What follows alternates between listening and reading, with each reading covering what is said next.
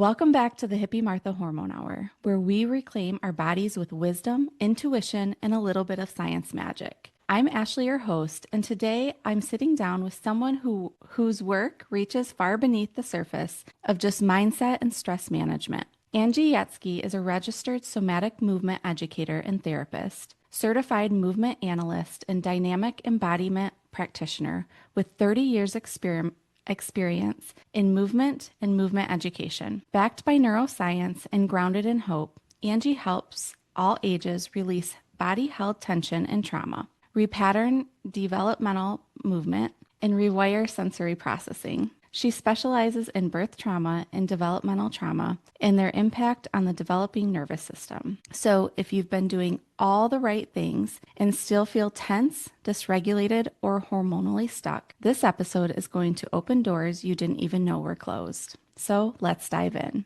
Angie, thank you so much for being here.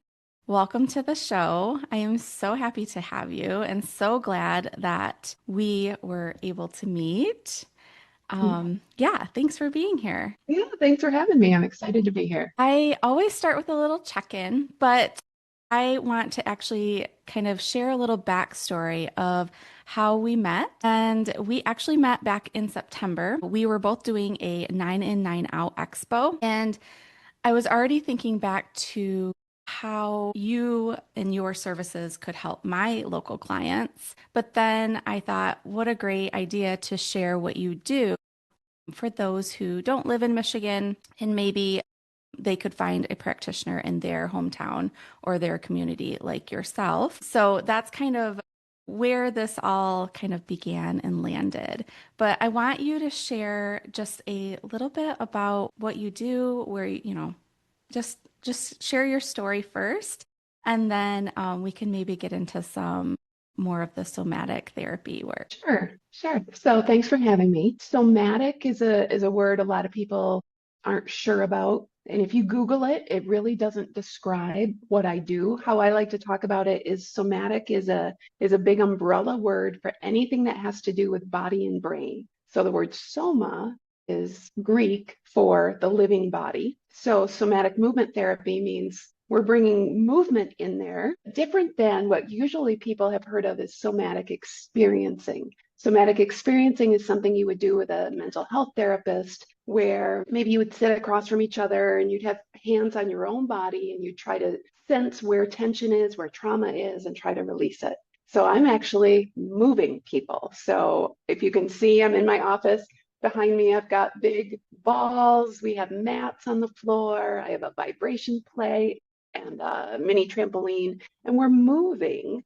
And movement is something that has always been a part of my life. So I started as a dancer and have a bachelor's and a master's in dance and choreography, and I taught for many years, and then went into movement analysis, working with both dancers and non-dancers, and then finally somatic therapy, which has been my favorite thus far. I love working with people. I have found so much of my own healing through somatic movement therapy that I didn't even have when I started the program. And it was actually working with people that things started to settle in my own body. Yeah, that's amazing. Thank you. I definitely feel that it's important to move that through, right? Like that energy or whatever you're feeling. So that's amazing. So what kind of people do you work with as far as, like this therapy? I see all ages. So the youngest I've had is 4, and I think the oldest is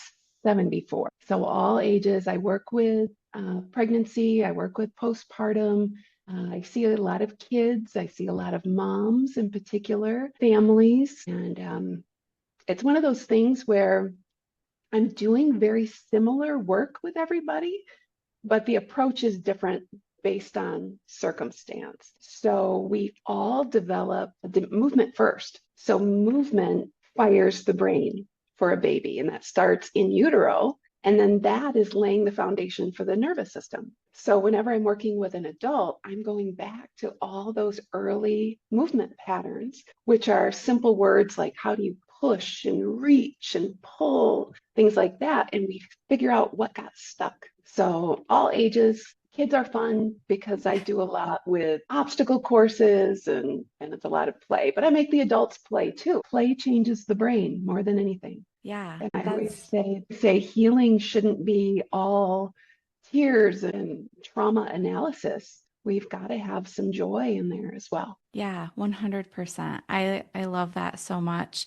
I think at what point do people need both therapy and somatic therapy, or do you recommend trying this first to kind of get things flowing and moving versus, like, I guess what's the difference between just going to therapy and then what you do? I would say everybody is a little different. So some people need to be talking it out, talking it out, talking it out. Some people don't. Some people dread the thought of sitting on a couch and talking about everything. So for those who do like to talk it out, I recommend in tandem. So if they're moving their body, if they're finding out where they're stuck, getting some rejuvenated energy in their bodies, they're probably going to talk more efficiently rather than just feeling stuck in the cycle. And I have people who come in here and that's what they want to do. They want to keep talking and talking. And I'm like, "Well, let's move a little bit." And then the talking starts to change and they recognize their own patterns a little more quickly. So I think that's what movement does is movement helps us see where we're stuck a little more quickly because Yeah, that's what came first. that makes sense. When you see those patterns stuck, do you find that these movements help clear those patterns, or do they have to keep doing those movements in order to like keep working through it, I guess, to like stop the bad patterns? Is that something? Yeah, I think the practice is good to build awareness, and then I think the awareness starts taking over. And I have 4 words that I always teach. So at any point I can throw those in and we can start moving a little bit Yeah. whenever you want. Yeah, absolutely. I have just a few more questions Yeah. regarding kind of like the reproductive years or even in perimenopause.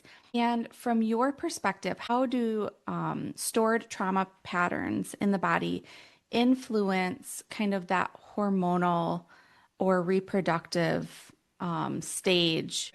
Like I know for me, I see a lot of patterns stuck on charts, cycle charts when they're monitoring their hormones and things like that. But how do you see it in clients with the movement pattern? So we have protective responses in our bodies that are unique to each of us that go all the way back to birth and early childhood. So sweaty palms, racing heartbeat, stomach ache, anything like that.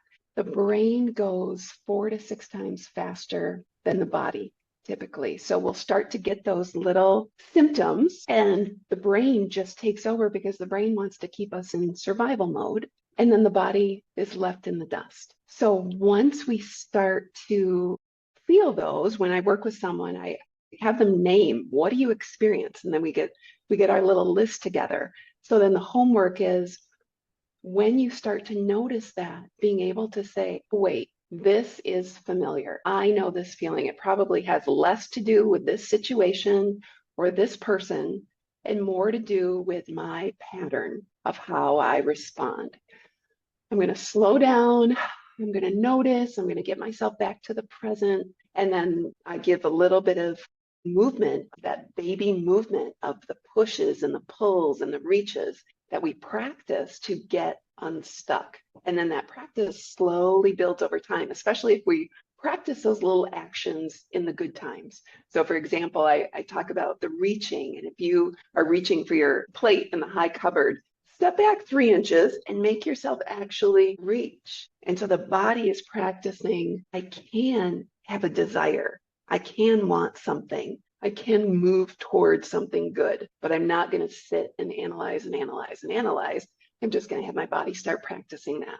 And then pretty soon that action starts informing my nervous system and my brain starts slowing down a little bit. That kind of answers my next question, which many of my clients feel very stuck in that fight or flight or freeze method. Mhm. And so just doing those little movements can help get them out of that. Is that what you're saying?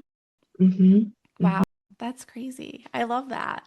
I'm gonna Yeah, start trying that. Do try you that. do you want? Yeah. Do you want to show us like Sure. how that looks and what some of Yeah. that looks like? Yeah. And I would say one more thing about that. Yeah. The brain, if you think about it, the brain is always keeping us in the future or in the past. We're either planning ahead or we're dwelling on something that happened, but it's movement that is in the present. And there's so much talk about be in the present, be in the present. And everybody says, I don't know how to be in the present. Well, it's actually movement. And it's, someone might say, well, I jog, I box, I do all these things. That's great, but it can be a form of dissociation where I let my mind just race and I'm doing these things, but I'm never really slowing down and letting my body feel, because that's what being in the present is. That hits very hard because I struggle with that. I do too. I mean, I'll I think do. we all do, right? Yeah, we Mhm. definitely all do. And I think that slowing down can also help us to feel safe in our body, but sometimes when we slow down, we don't feel safe. Yeah. So, because we have so much distrust from, like you said, like our past or maybe what we've experienced or what we've gone through. Please show Okay, us let's some go. things. I'm going to stand up. So that's another thing I like to always point out. I'm sitting on a big ball. So for people who work all day, I always, like at a desk, I always say sit on a ball, because that little bit of bounce, that little bit of rocking, that keeps you in the present during your workday or Abs- watching TV or anything like that. Okay, so babies have four movement patterns that they are cycling through all the time that are helping them form their nervous system. So babies yield, and by yield, think about I'm softening, I'm releasing, I'm relaxing. It's a little hard to show standing up, but if you're sitting in a chair, or you might even put your hands on your knees and your elbows on your knees and just soften, maybe deepen your breath a little bit.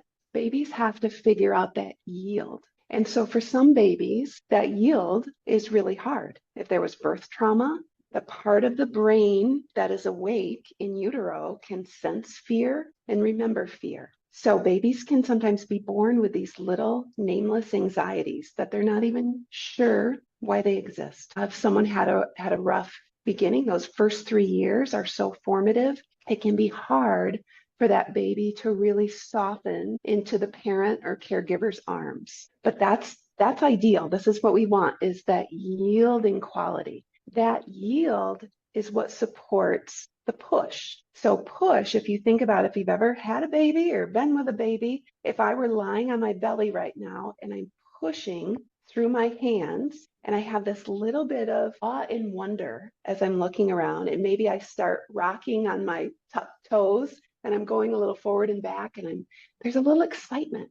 This is your mojo. And so it's so funny because I always use the word mojo. And if someone is younger than I am, I'm 53, they don't know what mojo is anymore.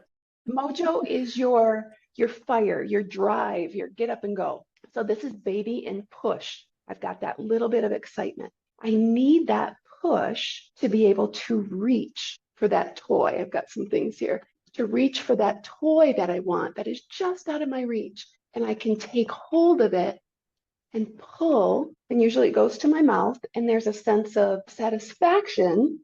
And then I let it go and I fall back into my yield, that relaxation. And I start the cycle over. I'm yielded, I find my push, I'm excited, I look around, oh, I want something, I reach, I take hold, I pull, I claim it. It was great. And then I fall back into my yield.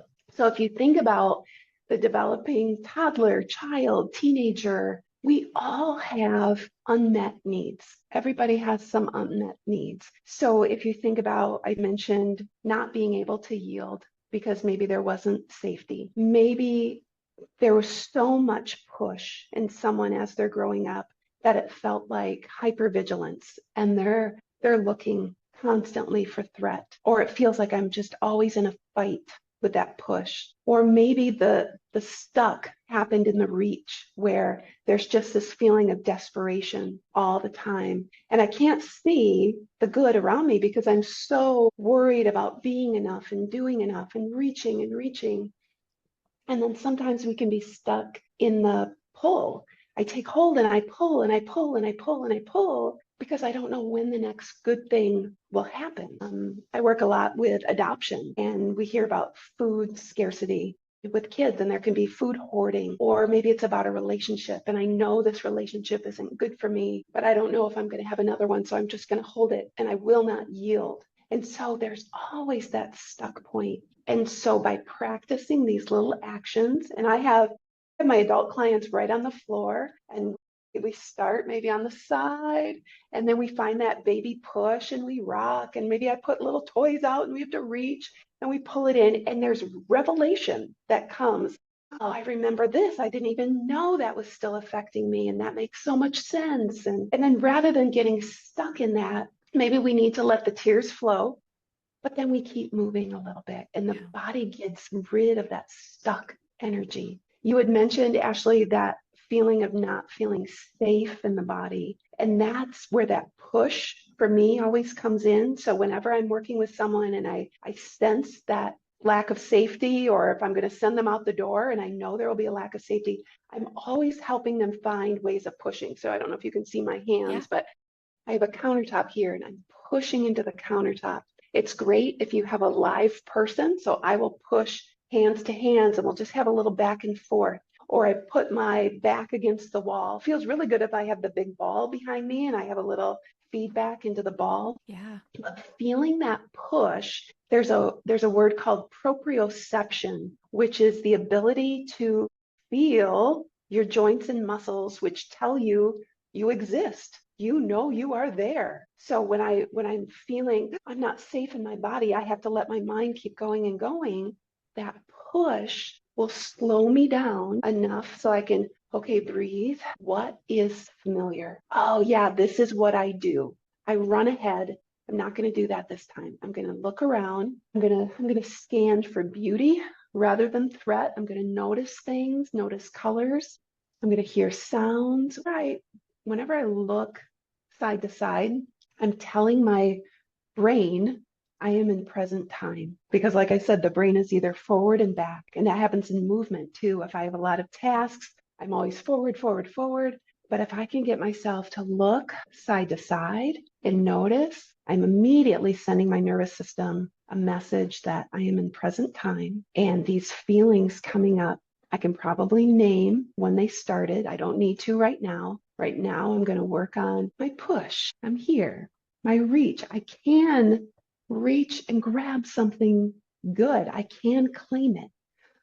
I can soften again. So it's that little cycle, I love which I that. think is so beautiful. Oh my gosh, yes. And you know, like I said, I see a lot of cycles where our bodies won't ovulate because I work with ovulation and reproductive health and whether they're trying to get pregnant or not get pregnant or just help with their hormones. I see a lot of times where their bodies don't feel safe enough to ovulate. And that again, the brain controls that process. And so Mhm. this totally makes so much sense putting these two together because if your brain is feeling safe, like you said, if you go into that present mode, your body's going to feel safe. And if your body feels safe, then, you will ovulate, you will feel safe enough to ovulate, right? Like that's Right. the main goal of the cycle. Right. So I love that so much. Thank you. That was Yeah. really helpful. What do you do this same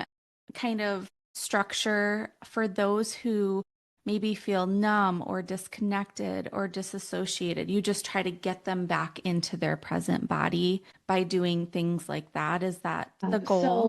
they are different animals. The high anxiety feels very different in my office compared to the numb or the dissociated. But getting in the body is always the same. So I mentioned I have a vibration plate, and people always say like, "What do you do with this?" Because there's so many things you can do with a vibration plate. My only purpose is I have someone stand on there maybe 2 or 3 minutes just to remember you have a body and you let it shake a little bit. It Yeah. forces you to get out of your brain. And then I have a little mini trampoline. So usually, eventually we're getting up on that trampoline, and it's not meant to be a high risk action. But anytime you're working with trauma, when you have a mild stressor that is predictable and rhythmic, that is really helpful for the body. So sometimes once we've worked up a little trust, the stressor is I have someone hold my hands and close their eyes for as long as they feel safe, just to bounce, and I'm bouncing on the ball a little bit, just to feel that, and then they open their eyes and look around. But that's telling the nervous system, oh, I can handle a little bit of stress and I'm here and I'm okay. The other thing I do when I think about numbness and dissociation, I work a lot with abuse, sexual abuse in particular, which it's a high statistic of what comes in. I'm always surprised how high that is and saddened. And I do a lot with touch, and it takes a while to build up that safety. But how I do it, I believe, has been really helpful for those who feel unsafe in their bodies. And this is work that I have developed from all of my many teachers. One in particular, Dr. Annie Brook out in Colorado, who's a somatic psychologist. And I went through a birth trauma 2-year training with her. And so this is an idea that she developed probably through her teachers, but it's something I do where I have someone sitting and I'm sitting next to them. And I ask permission before I do any kind of action, and I'm only focused on the arm, but I say what I'm going to do, and then I do exactly what I say. So I'll say, is it okay if I squeeze your arm 5 times up to your shoulder and 5 times down? And because we're all people pleasers, I always say, take a second and just picture what that would feel like. And then usually it's a yes. And then I go very slowly. And the person's only job is to feel their back against the wall because they're probably sitting on the mat, and breathe and look around to know they're in the present time. And then I'll pause, and they get the opportunity to sense, did that sensation match what my brain told me? And if it didn't, we go even more slowly. So the next set of touches, I sometimes do little taps, or I do little swipes, or I do little pinches. So we might do a little bit on that arm, do a little bit on that arm. Maybe we do one thing on one arm one day, and that's a huge victory. And there's something that can be settling when we slow this down enough to allow touch again. Because if we are going around so tightly held and gripped, and our body feels smaller and smaller, touch feels very unsafe. But when we can allow and find safety in that one part of the body, if we can get that one part to trust and soften, we have a better chance for the whole body. Wow, that's pretty empowering, especially for someone, like you said, coming from that situation and just trying to reconnect, just even with their own body. I think we are often told to listen to our bodies, but if someone has a history of trauma or dysregulation, that can often feel pretty terrifying. How do we earn back that trust? Is it just by working with someone, but doing those little things to kind of earn back our own trust and just being within our bodies and being present? Yes, yes. So I talk about 2 words, trauma and shock. And, we hear so much trauma in the body, trauma in the body. I still like to believe that trauma is the event that happened. What's left over in the body is the shock.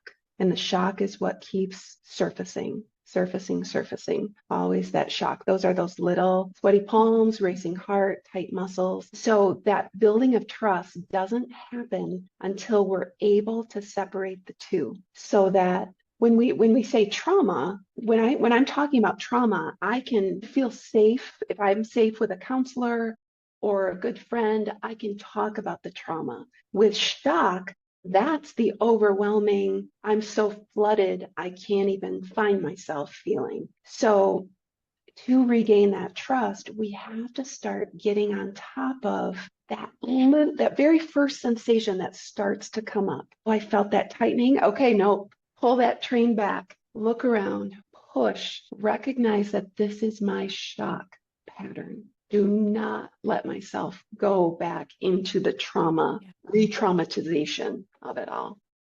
While you're thinking, let me add one thing, because I want to be clear that it doesn't mean it never gets talked about. Like, oh, we're just going to move and everything's going to heal. So what I say in here is we need to name it. We need to name what happened while we stay in present time, while we push, while we move, while my hands are on you to release some of that stuck energy, we still have to name it. Yeah, I thought of it. And do you find that people come to you and just don't know how to name it, or they don't think that they have trauma or that shock, but it is, they might not think of it because of maybe what their lived experience is, but you look at it from like, oh no, this is what it is, but then you just kind of go through it with them and help them complete that cycle, I guess, right? Yeah, I think I've seen several styles come in the room. They're pretty aware and they know, I know this happened to me. And as we do the patterns, I know I get stuck here. And last week I worked with a woman who, very first time in here, just so many tears. And she said, I don't even know where to start. And I said, we don't even have to start with words. Let's just do some things to get a little safety in your body. And that's all we did for that whole first session. And we even laughed a little bit, which surprised her. But that's what movement does because it's play. Yeah. And then I've also worked with people you can physically see the tension in the body and it's masked by politeness or an eagerness, but it's a resistance, it's an armor. And sometimes that's the hardest one to break through. One thing I talk a lot about is forgiveness. So I'm a believer that yes, the trauma happened, and yes, there's shock residue. That shock residue is comprised of a lot of unforgiveness. And when it was big trauma, that can spark a lot of, what do you mean forgive? But I'm a person of faith and I work with a lot of people of faith. I don't push it, but forgiveness goes both secular and faith.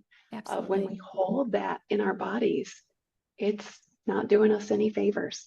We build up this wall instead of having a boundary. We want to have good boundaries, but we don't want to have that wall. And there's so much research now of things that happened to us when we were little, 30 years later, causing a lot of sickness in the body. So we want to be able to let that go. Yeah, I see that a lot with my perimenopausal clients too. And a lot of it is kind of that stress or the type A personality where they have to do it all. And then by the time they are in perimenopause, they are totally burnt out and their body is just tired and done and it doesn't know what to do next. And they come to me and they're like, I'm not right. Like, what is going on? And so I really feel like a practice like this could be very helpful in just one, acknowledging them to slow down, and two, to just be present in their body and not always have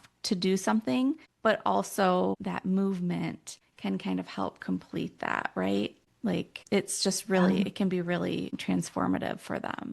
And even recognizing in perimenopause, menopause, recognizing what I'm feeling right now, it had a root. Let's name that root and have compassion for our younger self and see how that can shift. So can I do another exercise? Absolutely. Yes, please. One little exercise I like to do is babies have a reflex called extensor thrust and flexor withdrawal. So it just means to extend or to flex. And you'll see it in their feet. Like if you tickle a baby's foot, they might pull it back or they might kick it out. So I like to, and again, this is from my teachers, but I like to have a client put their hand right here and I give a little scratch on their palm. And as soon as they feel me, I want them to push out quickly. And so we practice that action. And I'm not giving a lot of the why just yet. I'm trying to get a little bit of energy in their body. And then we do the opposite. I scratch here and it's like a hot stove and you pull it back. And then I might squeeze, and shake their arm and have them push into me a little bit. And they'll say, how does that arm feel? Oh, it feels more relaxed or it feels more alive, or there's always a good feeling with that. And then I talk about, we know about fight or flight.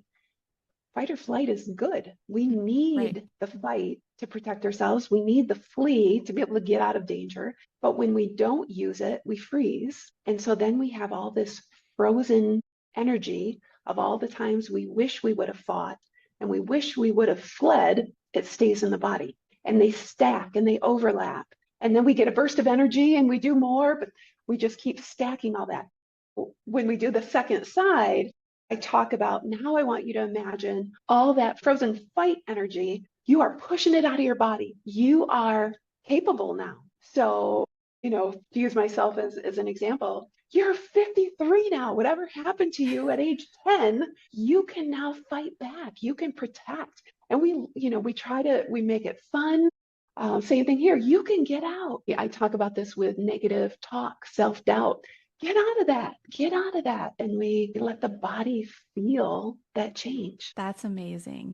I read a book by Emily Nagoski called The Burnout, Resolving the Stress Cycle. And she talks about how we need to complete the stress cycle in some way. So even if we have like a stressor that day, or like even this podcast, like I know for me, it's not a bad stressor, but afterwards I will just like shake out and jump out just to kind of relieve those sensations, right? Do you have like any specific things that you recommend to complete the stress cycle? So for instance, if someone maybe got in a fight or got in a car accident, or just had a moment with like a coworker or a child or something, what is a good way to complete that stress cycle, or to get that movement in? Yeah, what you mentioned is great. Actually, the shaking, always good. There's a whole modality. I think it's called TRE. Can't remember trauma response. I'm not sure. I'm not going to Yeah, say it. that's okay. But it's all on shaking, and they shake and shake and shake. I don't do that, but shaking is always great. Bouncing is great. That push again. Yeah. The other thing I say is when that happens, the body is getting smaller, smaller, smaller, smaller. What can you do to make your body feel bigger? Just take up as much space as you can. So there's an imaginary, they call it a kinesphere around your body. So if you picture, see my little boy here, this gets bigger. If you picture your body inside this, everywhere you can reach is your kinesphere. So take up as much space as you can in your kinesphere so that you feel less controlled by your brain. I love that. Thank you. I think just giving like little tools to people can really help them. And then obviously being able to work with a practitioner and kind of get even better results can be really helpful. Oh, this is the last question, I think. Let me go through this. We've answered a lot, so thank you. This has been really insightful. How can we tell the difference between relaxing and regulation? So like relaxing, people will say, "Oh, I just relaxed. Like I was just, watching TV, or I had like a Netflix and chill." Like, to them, relaxing, but is their body really regulated, or is that stress cycle still going in their body? What's the difference, and how can they tell the difference, I guess? I think it's really how do you feel after? If you watch Netflix, if you're scrolling, I'm sucked into it as well. When I finish, do I feel better? No. And I think, oh, I just lost time out of my life. So I had a client say, this was a teenage boy who I thought, oh, this is sad that a teenage boy has to tell me how to stop scrolling. He said, I know if I start, I won't stop. So don't start. That was brilliant. That is brilliant. Yeah. Very So insightful. the regulation bit is what are you doing to slow down and stay in the present? And scrolling and Netflix and all those things, really, they are dissociation. I'm not saying it's bad. Yeah. We all No, absolutely. but it is dissociation. It's getting us out of our own lives in a form of escape. Yeah. Sometimes it's the answer, but usually it's probably not. I have more props I brought over. Do you want to see a few Yeah, things? absolutely. So I brought this out a second ago. This is my breathing ball. Some people have seen these. It grows. This one happens to light up a little bit. Breathing, I don't teach, there is such a thing as breath work. I don't really teach anything like breath work, but I do talk about how every cell in the body needs oxygen, which means every cell has to get bigger when you inhale and smaller when you exhale. So I will practice this with clients just to get that visual of how do I get bigger rather than just breathing and not letting any change happen in my body. Yeah. So I love that for that. The other thing I have is a 3-pound weighted ball. And so I use these with all ages to toss back and forth because it brings in that proprioception. I gotta really wrap my mind around the fact that this is 3 pounds. So if I'm talking with someone who's really fast in their brain and they're kind of stuck there, this is one way I will bring the body in without them even realizing I'm slowing them down. I'm respecting their need to talk, but I'm also trying to get the body in there. So we toss this back and forth. But this is a great thing for kids too. If anybody has kids at home who are highly anxious and you're trying to have some conversation, but they're stuck up here, toss that ball back and forth. Yeah. Speaking of kids, but it's also a nice thing for husbands to do for wives. And I say that because husbands are notorious for wanting to fix everything, and wives sometimes don't want that and they just want them to hear. And then there's some of this. But kids, when there's a behavior and parents want to lecture or help them understand what was wrong, help them get a little more regulated rather than just get their mind to work, because really this isn't going to develop till they're 25. So if they're already dysregulated, they're not going to hear your words. So one thing I love to teach parents and husbands is to, with permission, put a hand on the front, right at the clavicle here, and a hand at the back. And it's like you're just containing all the chaos. And so someone is standing next to me, holding all my chaos in, and I can close my eyes or I can look around a little bit, but I feel a little more co-regulation with this person, which is really nice. Yeah. I feel like that one is especially good for the holidays, like holidays are coming up and yeah, you need that co-regulation. I know for me, especially the holidays are very triggering. And so my husband is very good at helping me co-regulate, which is great. Yeah. Yeah. That big bear hug squeeze is great. Yep. This is my stress ball. It has some air out of it because when we can't feel ourselves, you can push or you can just squeeze the daylights out of a partially deflated ball. It's a nice way to bring yourself into the present. So props are great. And then I talk a lot about the feet because I believe that fight or flight, after it's going through the body, it all falls down and sits in the ankle. I have no idea if this is scientific or not, but I noticed that when I work on people's feet and work on their ankles are so tight and we don't have much awareness of our feet. And yet there's all this talk about grounding, walk in the grass, buy grounding sheets. Well, if we can't feel our feet, we're not going to do much good. So to even sit on your own and work on your ankle, work on your foot.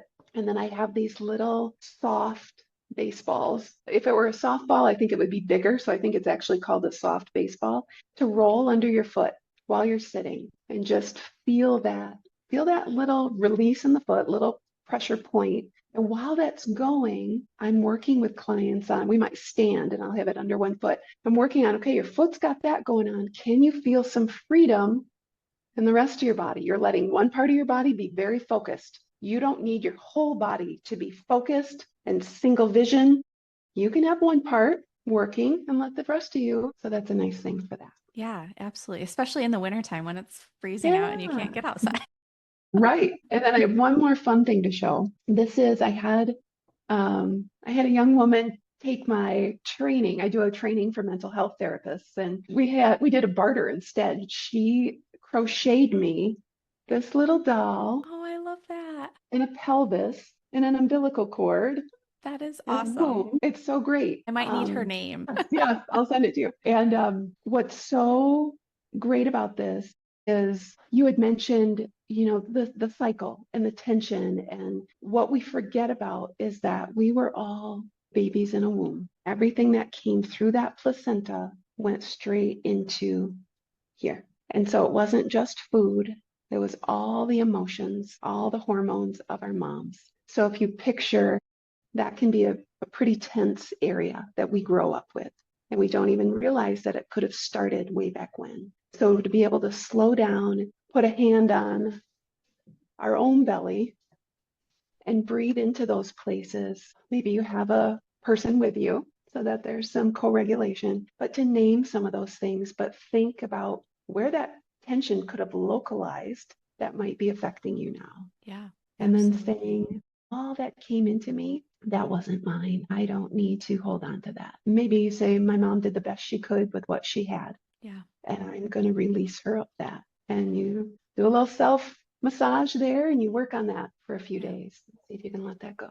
There's only so much that we can control. Mhm. And I think just going forward and learning techniques like this and working with providers like you can be really just very, very helpful in just understanding and then learning how to like manage and handle it and allowing those things to just because you don't need to hold on to all of that. So, yeah. Well, thank you so much. I guess the last question is, how does one find a similar practitioner? I know you have lots of training and lots of years under you, but you had stated of working with someone in Colorado, so Mhm. Boulder. So what, like, is there like a group of practitioners that you follow or that they could get in touch with you maybe? Do you do online work at all or I virtual? will. I don't do a Okay. ton, but if it's someone out of state, I definitely will because Yeah. there's not a lot of option. Yeah. Yeah. So Okay. they can reach out to me at Angie at Okay. bodyredeemed.com and I can see who I can help them find. Yeah. Annie Brooke, who I mentioned, Dr. Annie Brooke, she's in Colorado, Boulder. There are a few practitioners sprinkled around the United States. There's an organization called ISMETA, ISMETA.org, and you can do a national search. I think it's international. It stands for International Somatic Movement Education and Therapy Association. So you can search. All practitioners are a little different. So it's really, asking the right questions according to what you might need. Do you need a little bit more movement? Do you need a little bit more talking? Everybody has a different focus, but that's a good resource to start. Thank you. And we can post that definitely in the show notes as well. So I'll get all of Okay. that information from you, post it in the show notes, and then please feel free to reach out to Angie. Honestly, I want to bring my whole family to you. Yay. I think we all need a little bit of information and work. So thank you so much, Angie, for being here, sharing your wisdom, sharing your movement, sharing your ideas of how to really just be present. And yeah, I really appreciate it. So we're going to end here. Thank you so much for listening, and we'll see you soon.